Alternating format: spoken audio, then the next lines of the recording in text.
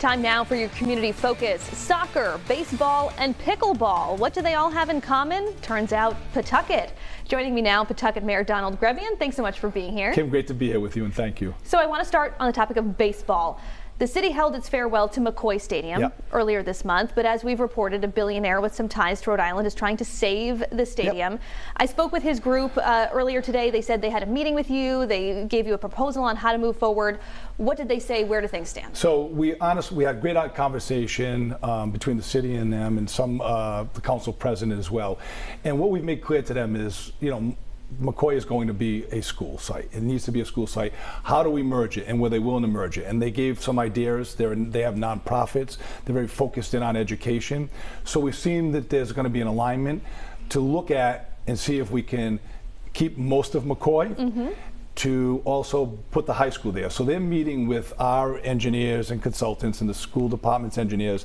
They're setting up time, their engineers. So the goal would be and they didn't want to get in the way of education. They're all focused on education. So it's like, can we invest in the stadium and make the stadium the high school field, convert it over, and keep the school? So that's what we're trying to work on. Time is tight because we've already, we're keeping both pathways. Schools committee and the school department have already into phase 2 of it, stage 2 of the ride.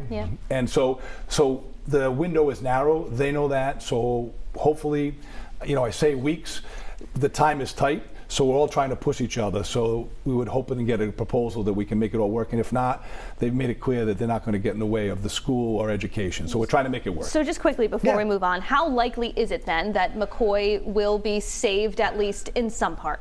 So I'm not sure. Okay. Right? If we can make the stadium fit and the school, we're all good. Okay. Right? It's a matter of if the architects can do that. All right, we will stay tuned. What about the Memorial Hospital building? What's going on there? Is it going to be taken by eminent domain? Is it still privately owned? What's going on? So quickly, privately owned, and they have some financial issues. There's some court cases or court issuances that are happening.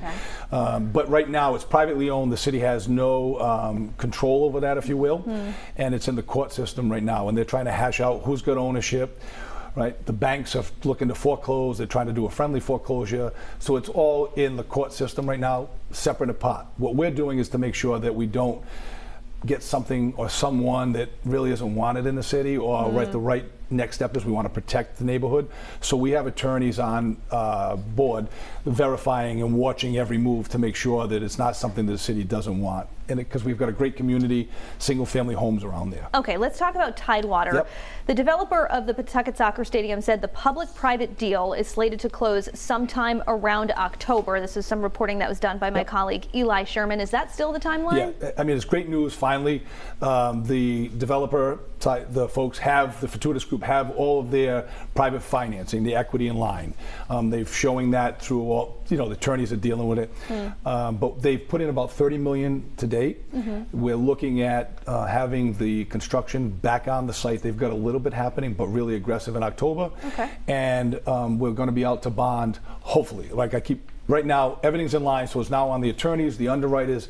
All the legal teams are working collectively to get something to the bond buyers sometime in October. And just quickly, we've got about 15 seconds. Pickleball not happening at the Apex building. What's to become of that building? That's a good question. That was one of the reasons that it wasn't, is the PRA, Pawtucket Redevelopment Agency, who has control over that, just went out, did an RFP. They hired a consultant. They're going to do a conceptual design on the whole property over there for the highest and best use. They'll be out to the city looking for ideas. And then in January, we're going to do an RFQ, request for qualifications, about what we'd like to see there. Love the pickleball idea. We couldn't long-term commit the building to the use of it. So Planning Department and Commerce is working very closely with Mr. O'Neill, who's a former city councilor and good friend, to try to find another site in Pawtucket, because we want to be the sports mecca of Rhode Island. Yeah, certainly a lot to keep our eyes on over the next coming weeks and months. Pawtucket Mayor Don Grebien, thanks for being here. Thanks, Kim. I appreciate being here.